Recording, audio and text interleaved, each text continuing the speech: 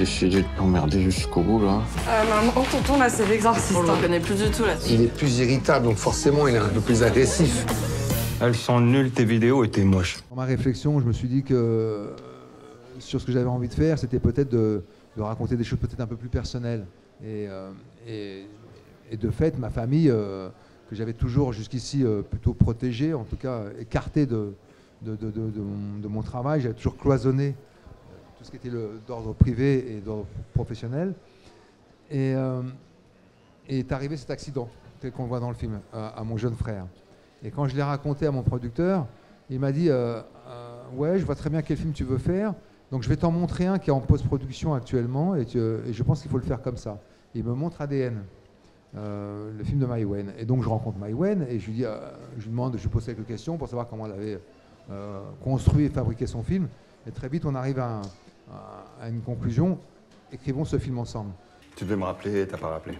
C'est pas la première fois que ça arrive, hein. Tu m'as laissé un message. Ouais, bien sûr, je t'ai demandé pour Nesrine. J'ai jamais eu ce message. Mais si. Bon, en fait, ce qu'il ose pas te dire, c'est qu'il t'a rappelé plusieurs fois, mais ni tu lui réponds, et en plus, tu le rappelles pas. Samia, c'est elle qui va... elle va créer le lien, en fait, celle qui rassemble ses frères. C'est suite à la mort des parents.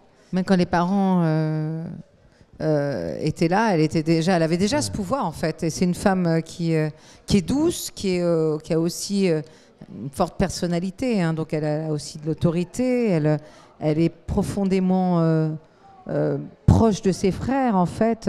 Elle est d'une dévotion vraiment sans faille. Et elle a un lien très fort, en fait, avec Moussa, particulièrement fort. Et c'est ce qui va créer, d'ailleurs, voilà, un peu une explosion ensuite émotionnelle quand elle va se sentir touchée au plus profond de ce qui était pour elle juste de la générosité et de la protection des siens. Il est où le petit déjeuner? Qu'est-ce que tu fais là? Le petit déjeuner. Pardon, c'est bon. Le petit déjeuner, mais c'est à l'hôtel, le petit déjeuner. Tu viens avec moi? Je l'ai déjà pris. Hein, je travaille là.